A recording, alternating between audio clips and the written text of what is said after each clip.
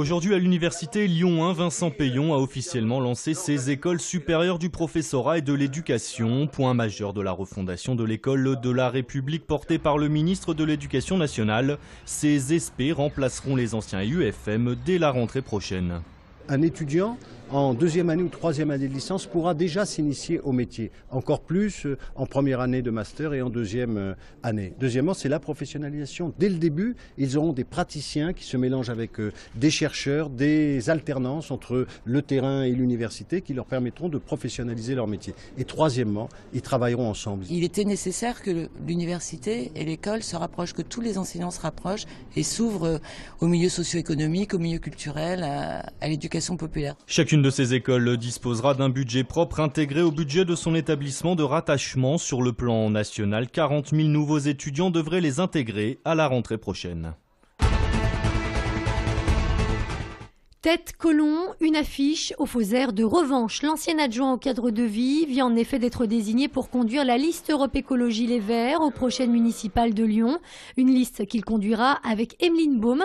Le farouche opposant au Grand Stade a obtenu 56,4% des voix au second tour de la primaire écologiste qui se déroulait ce samedi. Pas de quoi réjouir Gérard Collomb, justement en froid avec l'élu vert à qui il a retiré sa délégation. Étienne Tête qui pourrait d'ailleurs en profiter pour se rapprocher de Nathalie Perrin-Gilbert. La maire socialiste du premier, également en conflit avec le maire de Lyon, a annoncé elle aussi vouloir se présenter au municipal. Il y a peu encore, des membres du collectif du clan du néon menaient des actions pour lutter contre la pollution lumineuse des villes. Dès aujourd'hui, ce ne sera plus nécessaire puisqu'une loi impose d'éteindre les vitrines des commerces de 1h à 7h du matin, ce qui représente l'économie annuelle d'électricité équivalente à la consommation de 750 000 ménages.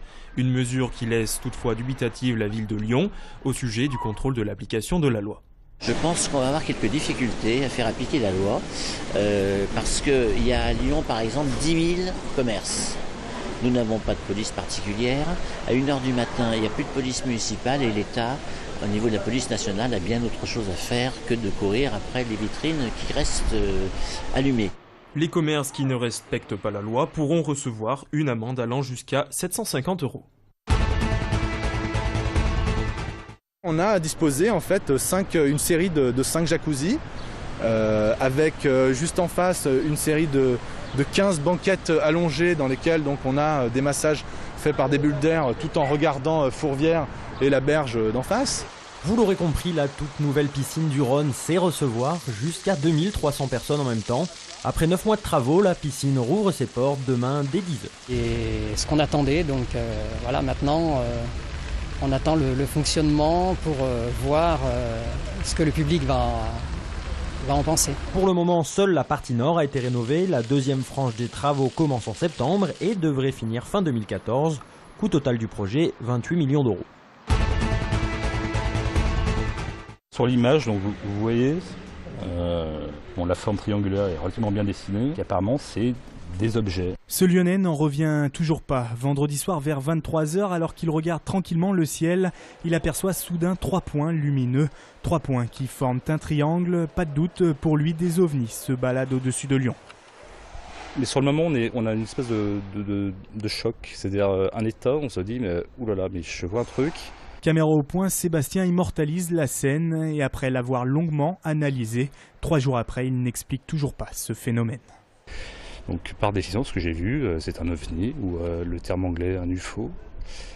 Je ne donne pas un sens au-delà de ça. C'est quelque chose que moi, personnellement, je n'ai jamais vu dans un ciel, que ce soit à la campagne, en ville, etc. Donc je ne sais pas. En fait, selon d'autres témoignages, ces ovnis ne seraient que des lanternes thaïlandaises de ce type, vraisemblablement lancées depuis Fourvière, une hypothèse qu'avait envisagée Sébastien. L'attaquant de l'OL Anthony Martial, 17 ans, a été transféré à l'AS Monaco pour 5 millions d'euros. Un choix étonnant puisque le Lyonnais était présenté comme l'un des joueurs les plus doués de sa génération et que Jean-Michel Aulas avait encore affirmé jeudi vouloir s'appuyer sur les jeunes formés au club. Un choix qui se justifie donc par un besoin urgent de liquidité à la veille de clôturer les comptes du club. Les Lyonnais sont actuellement en stage à Tignes sans Bafé Gomis, plus que jamais lui aussi poussé à partir.